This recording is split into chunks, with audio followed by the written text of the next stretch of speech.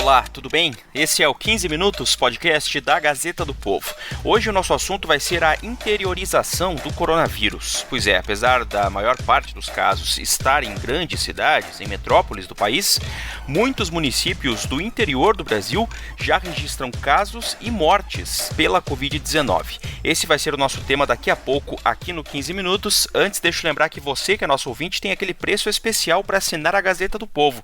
São só 99 centavos nos 2 primeiros meses. E assinando a Gazeta, você acessa reportagens, colunas, conteúdos exclusivos e, claro, apoia aqui o nosso podcast. Só 99 centavos nos 2 primeiros meses. Aproveita e clica no link na descrição do episódio de hoje.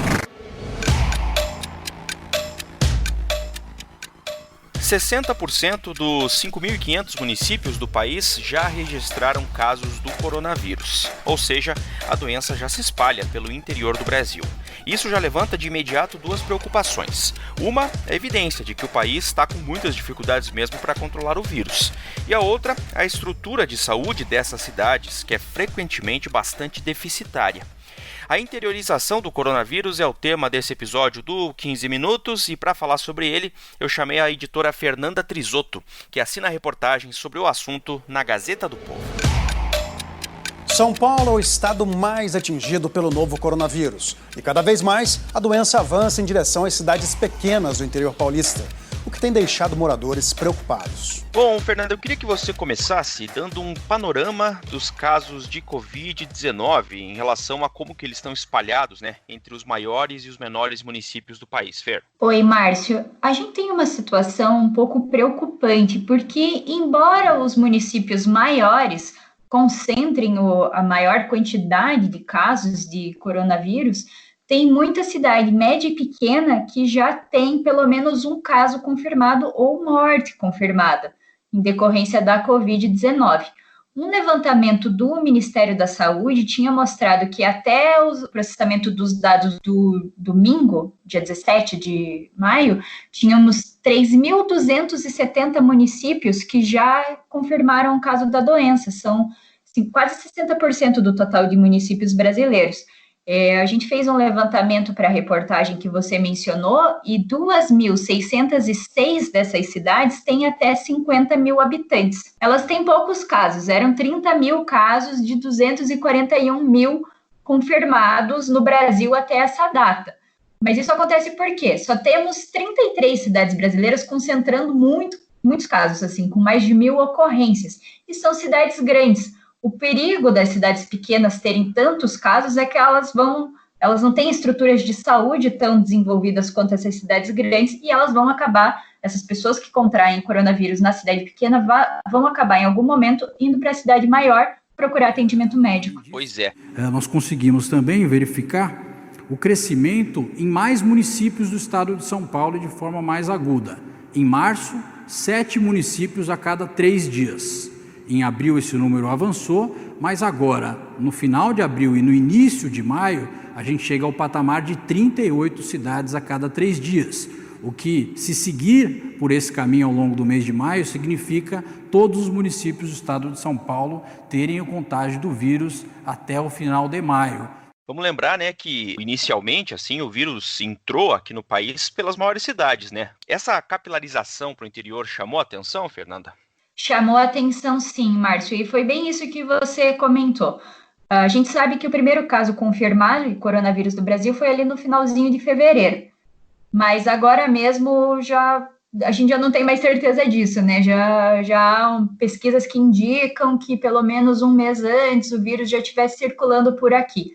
E esses primeiros casos, era muito fácil você fazer a relação de como a pessoa pegou a doença, como que ela contraiu o vírus, Eram pessoas que tinham viajado para fora do país, tinham ido para países que estavam numa situação epidemiológica pior do que a nossa, Por exemplo, a Itália. Os primeiros casos, a gente lembra que eram muitas pessoas que estavam voltando de lá. Então, você sabia que essa pessoa contraiu lá, circulou por aeroporto e tudo mais. Mas depois de um certo momento, você perde essa noção, porque vira transmissão comunitária no país. E daí o vírus viajou. E ele viajou como? Pelas estradas, por via fluvial.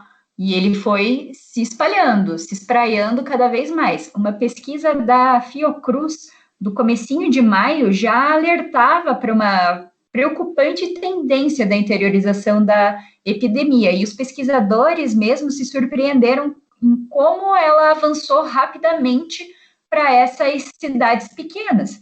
Então, eles mesmos colocavam que, embora inicialmente o vírus tenha se disseminado nas grandes metrópoles, ele chegou num patamar de disseminação total no país, porque ele conseguiu chegar nesses municípios de menor porte. Então, era possível ver ali pelos gráficos dessas pesquisas que eles fizeram ali com a semana epidemiológica no comecinho de março e no final de abril, como tinha esse espalhamento, digamos assim, do coronavírus, ele seguia uma lógica, assim, faixa litorânea, nos estados do norte, onde há mais transporte fluvial, faixa fluvial, e daí a gente chega, assim, a um ponto que, por exemplo, a gente tem o Amazonas, que é o estado que tem a maior incidência de casos e de mortes por coronavírus no Brasil. O maior estado brasileiro em extensão só tem leitos de UTI na capital. E segundo especialistas, alguns motivos contribuíram para a situação se agravar mais rápido. A baixa taxa de isolamento da população e a chegada do coronavírus justamente no período chuvoso, quando outras síndromes respiratórias já lotam os hospitais, cujo atendimento era insuficiente mesmo antes da pandemia. Nesse levantamento que a gente fez até o domingo, de 62 municípios do estado, 60 tinham casos e mortes confirmadas. Então, assim, um estado que foi tomado pelo coronavírus, e o que aconteceu? Colapsou o sistema de saúde da capital, Manaus. A gente já sabe que ali, desde abril, está colapsado, não dá conta de atender a quantidade de doentes. Eu queria voltar um pouco a isso que você citou, até porque você menciona esse estudo da Fiocruz, né? Quais são, então, os principais riscos, né, dessa aceleração do vírus pelo interior do país, segundo a fundação, hein, Fer? O problema principal é que essas cidades pequenas não têm estrutura suficiente para fazer frente à epidemia. Elas não têm nem recursos humanos, nem recursos físicos. Então, eles foram comparando ali o que chama de regiões de saúde para ver como que era a situação, o quadro, né, dessas cidades, dessas regiões, com menor e maior contingente populacional. A questão de médicos era uma que ficava, assim, quase na mesma, assim. Cidades pequenas também têm uma média de médicos por 100 mil habitantes, para cada 10 mil habitantes, assim, numa situação relativamente confortável, similar à de cidades maiores. Mas aí o que pesa mais, que preocupa mais? Não tem leito, né? Não tem UTI e não tem respirador. Os 600 respiradores artificiais, no valor de 42 milhões de reais, chegariam à Bahia e ao Ceará na próxima semana para ajudar no tratamento de pacientes com a Covid-19 em estado mais grave. Mas a empresa que forneceria os equipamentos cancelou a encomenda em cima da hora e pegou todo mundo de surpresa. A gente sabe que existe um grande problema na compra de respiradores, nem o governo federal, nem os estados estão conseguindo comprar respiradores fora, porque o mundo inteiro está tentando comprar respiradores, e a produção nacional também não é suficiente para fazer frente à necessidade que a gente tem agora, né? A gente precisa desses respiradores agora, não daqui a 3 meses, porque os pacientes graves de coronavírus tendem a ficar mais tempo internados na UTI. Então, não é um tratamento de uma doença comum que você consegue logo transferir para o quarto e tal. Eles precisam desse suporte de respirador por mais tempo. Então, essa situação da falta de recursos físicos nos municípios pequenos, de pequenos portes, é o que é mais preocupante. E daí você vai transferindo o problema para a cidade de referência da região ou para a capital. E esses sistemas vão ficando cada vez mais colapsados, porque a fila de pacientes esperando um atendimento, seja o atendimento médico ou a necessidade de um leito de UTI, com respirador, com todos os equipamentos necessários para manter a vida dessa pessoa, ela aumenta. E esses recursos são muito escassos ainda. A gente não tem, a gente está tentando achatar a curva da contaminação para se preparar para receber essas pessoas, mas a gente não está conseguindo fazer isso. O Amazonas registrou em uma semana mais de 7 mil novos infectados. Já são 1.433 mortos no estado. Como você citou, tem cidades mesmo grandes, né, cidades polo e capitais, que já experimentam aí esse estrangulamento do sistema de saúde, por exemplo, Manaus, né, e outras que já sofrem com essa falta de leitos e o estrangulamento do sistema como um todo para atendimento de pacientes graves, né? É verdade, Manaus é o caso mais emblemático porque ali em abril, meados de abril, o hospital deles lá, o Delfim Aziz, já não tinha mais condição de atender pacientes com coronavírus, né? Então, você colapsou o hospital, é difícil fazer o atendimento pelo SAMU. No caso do Amazonas, ali tem essa situação muito peculiar, que é o transporte fluvial lá, é o grande meio de locomoção entre as cidades. Então, as pessoas estão acostumadas a andar no barco, que vai fazer uma viagem muito longa, porque demora para chegar.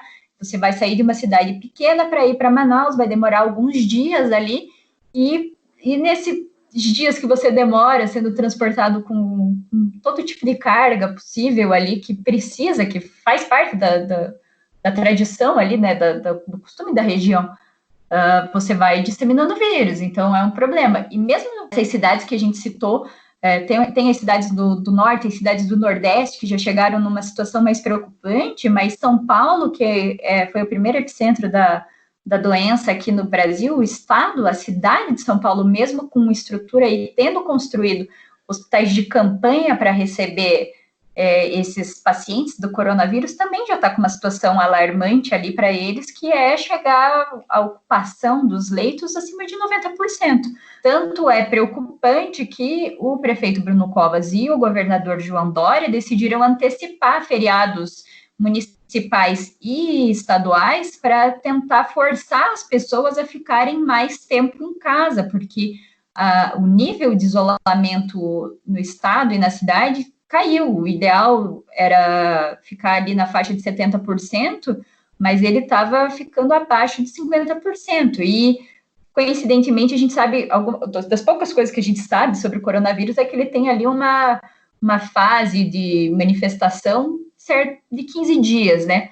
E esse período que aumentou a concentração de casos e de mortes também coincide com o feriado de 1º de maio, que a gente sabe que em muitos lugares, por mais que não tenham afrouxado medidas de isolamento, muita gente acabou circulando, viajou ou foi encontrar familiares e amigos, e o que a gente pode ver, né, que quanto mais as pessoas circulam, aumenta o número de casos e a gente não está preparado, né, por mais que a gente tenha feito grandes esforços de isolamento para tentar achatar a curva, a nossa estrutura de saúde, nossa estrutura de rede não está preparada para a quantidade de casos que podem acontecer todos ao mesmo tempo. Então, é uma situação muito preocupante mesmo, Márcio. Pois é. Bom, todos os detalhes dessa reportagem, com todos os dados e as informações estão lá com a Fernanda Trisotto na Gazeta do Povo. Fer, obrigado. Até a próxima. Até mais, Márcio. Valeu. Ponto final nesse episódio do 15 Minutos, podcast da Gazeta do Povo. Durante o episódio de hoje, você ouviu trechos de reportagens que foram veiculadas em emissoras de televisão, na TV Globo, na TV Record e também no SBT. Eu lembro que o 15 Minutos conta com a participação da Maria Escrocaro e da Jennifer Ribeiro na produção, a montagem é do Leonardo Bestloff e a direção de conteúdo do Rodrigo Fernandes. Eu sou o Márcio Miranda e agradeço muito a sua companhia. Até mais!